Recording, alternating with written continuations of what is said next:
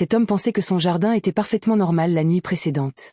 Il était rentré tard du travail et avait contemplé sa pelouse fraîchement tondue. Mais ce qu'il vit le lendemain matin changea tout. Lorsqu'il sortit de chez lui, il remarqua que le gazon parfaitement vert s'était effondré sur lui-même, révélant un immense gouffre. À la fois intrigué et terrifié, il s'approcha.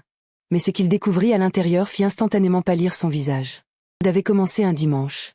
Harold devait emmener son fils à l'entraînement de football ce matin-là.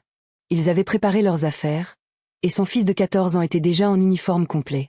Il ne leur restait plus qu'à partir. Et cela n'arriva jamais. Au moment où Harold prit ses clés sur la commode de l'entrée, un bruit assourdissant retentit, provenant de son jardin. Il ouvrit la porte et suivit le son. Son fils le rejoignit, inquiet. Harold ne répondit pas. Il fit signe à son fils de se taire et continua d'avancer, attentif. À chaque pas, le bruit semblait devenir plus intense, jusqu'à ce qu'il s'arrête net, horrifié par ce qu'il voyait. Le sol de son jardin se fissurait. Des craquelures profondes apparaissaient sous ses pieds, et la terre commençait à s'effondrer. En quelques minutes à peine, un énorme gouffre s'était formé devant la maison. Harold recula précipitamment, juste à temps pour ne pas tomber. Il observa la scène, choqué. Son fils, lui, semblait excité et s'approchait trop près. « Reviens ici », s'écria Harold. « On ne sait pas si ça va encore s'effondrer. » Le garçon obéit et rejoignit son père, qui le serra contre lui. « Comment c'est possible ?» murmura Harold. Après un moment, il proposa à son fils de manquer l'entraînement et d'aller avec un ami, mais le garçon refusa. Il envoya un message à son coach pour expliquer la situation. Très vite, les voisins furent alertés par le bruit et la situation.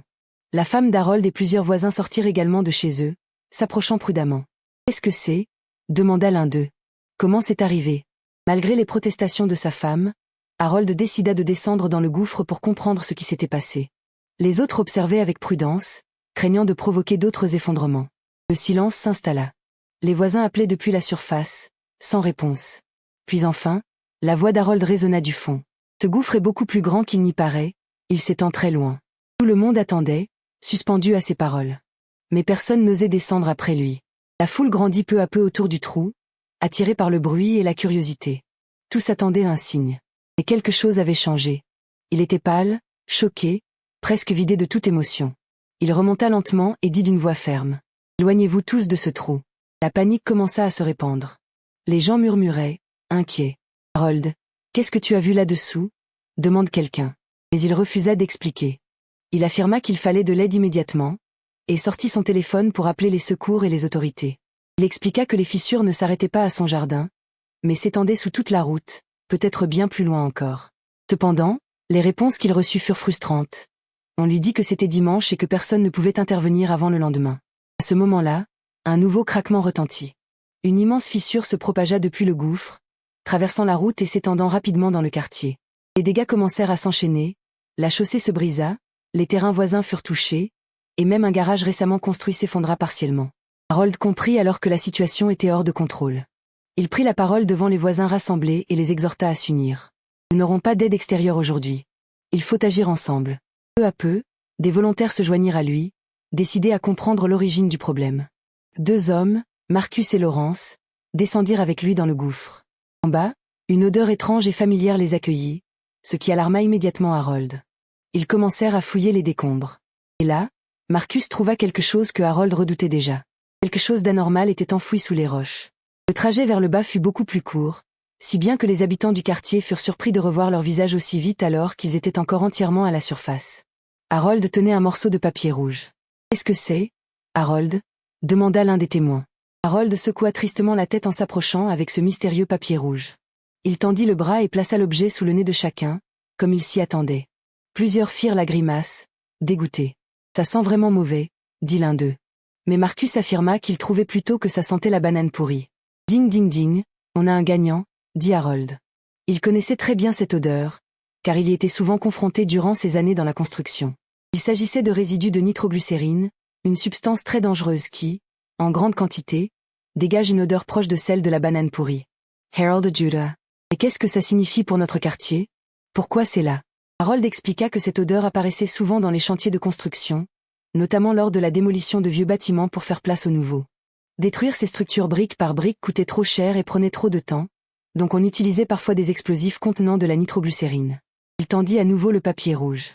C'est ce qu'il reste d'un bâton de dynamite. Les habitants furent sous le choc. Comment un bâton de dynamite pouvait-il se retrouver sous leur rue? Harold ne le savait pas encore, mais il était déterminé à le découvrir. Immédiatement après, la tension augmenta encore. La pression sous terre grandissait, les vapeurs devenaient plus fortes. Elles semblaient sortir des fissures sous la surface. Tout le monde pouvait les sentir, et même les entendre. Le béton vibrait, et un sifflement s'échappait des fissures. Les habitants commencèrent à paniquer et voulurent rentrer chez eux. Mais Harold leur dit qu'aucune maison ne serait sûre tant que la source du gaz n'était pas identifiée. Il leur conseilla de rester vigilants et de quitter immédiatement leur maison en cas de bruit de grondement. Pendant que le quartier attendait dans l'angoisse, Harold décida d'enquêter. 2 volontaires, Marcus et Lawrence, l'accompagnèrent. Ils suivirent la fissure qui menait jusqu'au garage détruit. La fissure traversait les fondations des bâtiments de manière presque parfaitement droite et continuait d'une maison à l'autre. Même lorsqu'elle disparaissait, l'odeur de banane pourrie permettait de la suivre. Ils remarquèrent que les fissures apparaissaient partout, laissant une trace de destruction. Ce qui semblait autrefois être du simple vieillissement des bâtiments était en réalité bien plus inquiétant. Leur recherche les mena jusqu'à la lisière de la ville, où ils découvrirent une forêt dense. Au milieu des arbres et des rochers, une ouverture ressemblant à une grotte apparaissait. Toutes les fissures convergeaient vers cet endroit. « Quelqu'un sait ce qu'il peut y avoir là-dedans » demanda Harold. Lawrence répondit. Plus âgé, il connaissait l'histoire de la ville. Cette entrée menait à une ancienne mine d'or. Dans les années 50, la région était connue pour ses filons d'or, mais il s'était épuisé il y a plus de 50 ans. Ils entrèrent dans la grotte. Après environ une centaine de mètres, ils remarquèrent des câbles et des lumières. Quelqu'un utilisait encore cette mine. Plus ils avançaient, plus l'odeur de nitroglycérine devenait forte.